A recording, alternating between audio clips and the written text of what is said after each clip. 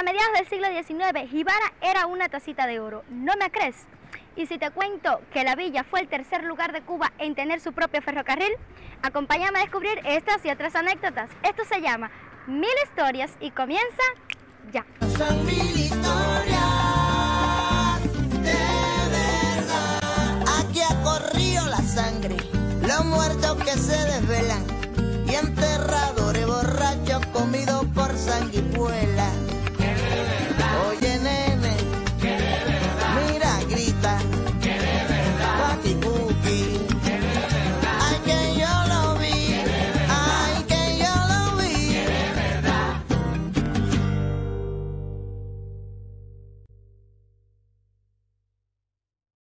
Ya hemos hablado de la importancia del puerto de Jíbara, pero esto solo resolvía la mitad de los problemas. A mediados del siglo XIX solo existía una vía de comunicación y lo era el camino carretera que unía a Jíbara y Holguín. Las mercancías que se trasladaban sufrían todo tipo de percance hasta llegar a su destino final. Es por eso que comerciantes que principalmente vivían en Jíbara decidieron hacer una vía de comunicación más segura y moderna. En 1862 se hace la primera petición para la construcción del ferrocarril, que por supuesto uniera a Jíbara con Holguín y con ello a todos los territorios de la jurisdicción que importaban y exportaban mercancía por el puerto de Jíbara.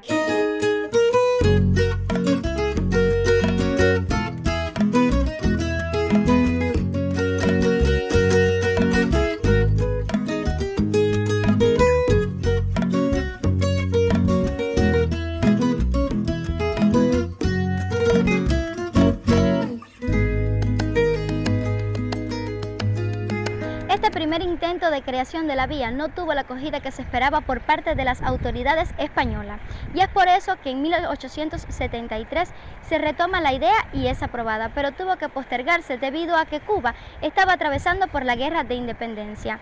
No es hasta finalizada la guerra de los 10 años que se vuelve a retomar la idea, pero las condiciones económicas de Holguín y Jíbara eran completamente distintas.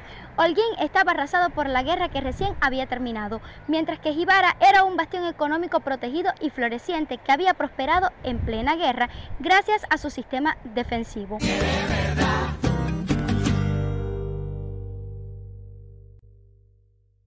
En 1880, dos de estas compañías, precisamente las más importantes, Viola y Longoria, decidieron unir sus capitales para construir el ferrocarril. En la casa de José Viola se reunieron, hicieron el consejo de dirección y acometieron la construcción del camino de hierro que uniría a Jíbara y Holguín. El 31 de mayo de 1883 se inició la construcción a cargo de la compañía Jíbaro-Holguín Railway Company y estuvo también financiada por el Ayuntamiento de Jíbara y contó con el apoyo y la colaboración de las autoridades locales de Holguín. También estuvo bajo la dirección del ingeniero Nicolás Pérez Sanchos y se planificó en 3 tramos: Jíbara-Cantimplora, Cantimplora-Auras y Auras-Holguín.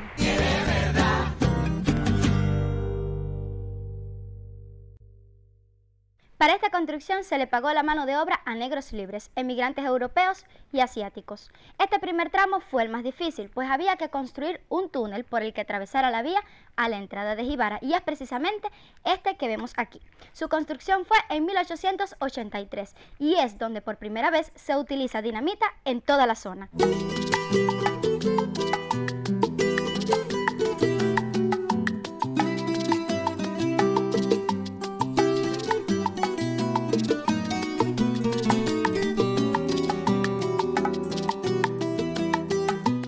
También había que construir un puente sobre el río Cacuyuín, que se encontraba precisamente donde estamos en estos momentos. Las piezas de hierro de este puente fueron fundidas por la empresa que después construyó la Torre Eiffel en París. En el año 2000 este puente se derrumbó y nunca más se volvió a reconstruir.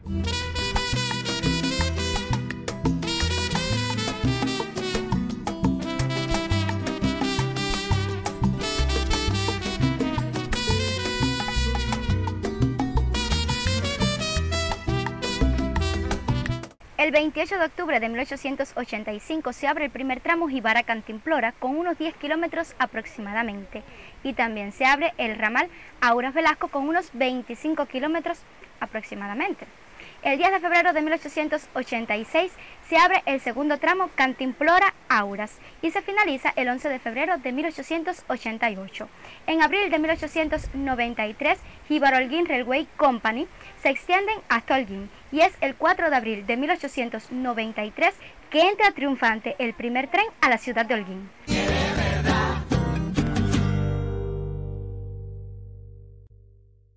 Los tramos de kilómetros de la vía férrea que separan a Jíbara de Holguín costaron unos 400.000 pesos, que para la época era una fortuna enorme. El dinero fue aportado por los jibareños, principalmente por los muy ricos Viola y González Longoria, quienes eran los accionistas principales de la empresa ferroviaria.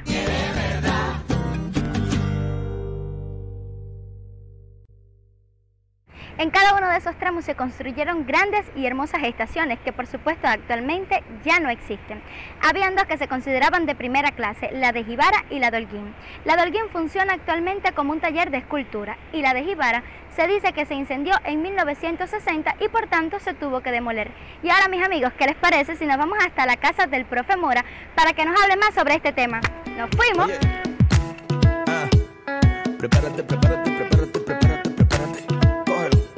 Me voy pa' mi casa. Agua. Me voy pa' mi casa. Mira, niña.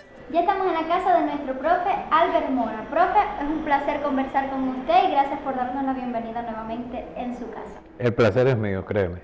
Hoy quiero que nos hable todos esos datos que usted conoce curiosos sobre el ferrocarril. Bueno, el ferrocarril es otro elemento más del patrimonio de Jíbara que también viene a decirnos, ¿no? Como ustedes también han contado durante el programa, la importancia que tuvo Jíbara durante una etapa importante de su desarrollo desde el punto de vista económico y también, siempre hay que repetirlo, desde el punto de vista cultural.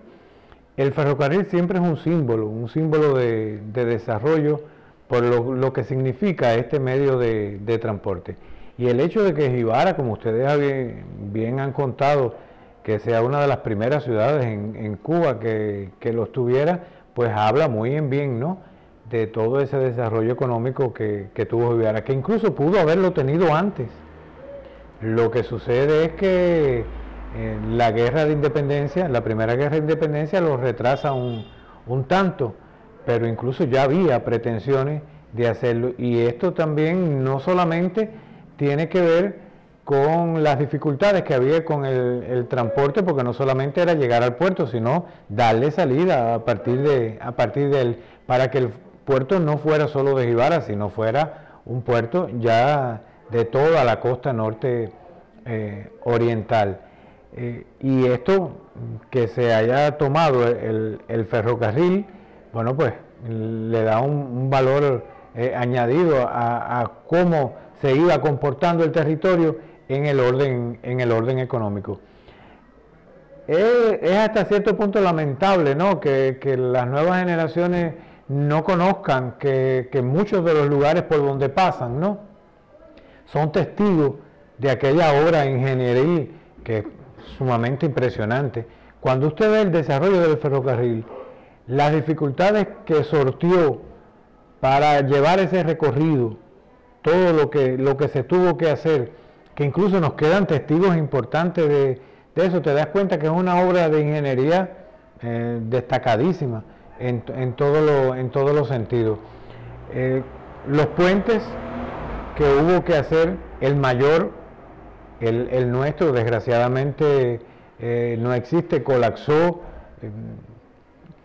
Yo digo porque no se le prestó toda la atención en su momento, porque realmente los especialistas, cuando valoraron, ¿no?, el por qué cayó el puente, sencillamente era porque no se le daba el mantenimiento adecuado a una obra como esta, una obra que ya ustedes lo dijeron también en el programa, fue construida con mucha similitud, diría yo, porque parte del mismo constructor de los que hicieron la Torre Eiffel, ¿no? Entonces, y además que tenía una riqueza visual extraordinaria en el lugar donde estaba colocada.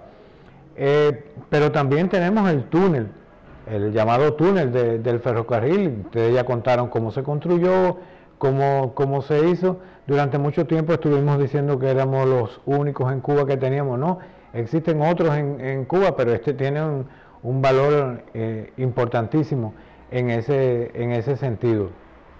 Pero el ferrocarril fue capaz de bordear toda la bahía nuestra, casi hasta la plaza de la fortaleza.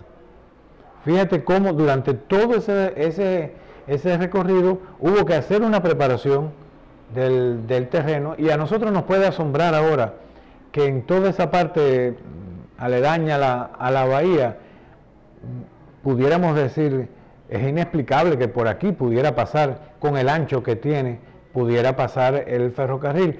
Sin embargo, nos damos cuenta de cuánto se ha ido deteriorando naturalmente esta zona, ¿no? Y todo ese espacio que era muy ancho en aquel momento, hoy se está reduciendo producto de los efectos, ¿no?, que tiene el estar pegado ahí al mar y estar sometido al intemperismo, ¿no?, que se da en esta manera. Pero fueron lugares por donde pasó el ferrocarril, una obra importantísima para el desarrollo de Jibara, que lo vino a acelerar en mucho. Y por último quería decirte que tan importante fue el ferrocarril, tanto ha quedado en el imaginario, que hay intenciones, yo digo que serias, han tenido que ser aplazadas por la situación del país, pero se ha proyectado incluso recuperar el ferrocarril. Ya no quizás como se tenía en aquel momento, en el orden comercial, económico de esta parte del puerto, sino más bien un ferrocarril turístico que nos pueda unir a toda el balneario de Guardalavaca y de toda esta zona turística. Y eso, además de comunicar, bueno, recuperaríamos algo que todavía está en el imaginario de muchos jibareños, aunque no lo hayamos conocido. Profe, esto que le voy a preguntar ha generado alguna polémica. ¿El ferrocarril fue Holguín-Jibara o Jibara-Holguín? Bueno, está muy que probado que el ferrocarril fue generado desde Jibara. Incluso todo el financiamiento, todo lo que hubo que hacer alrededor de crear una obra como esta, se genera desde Jibara.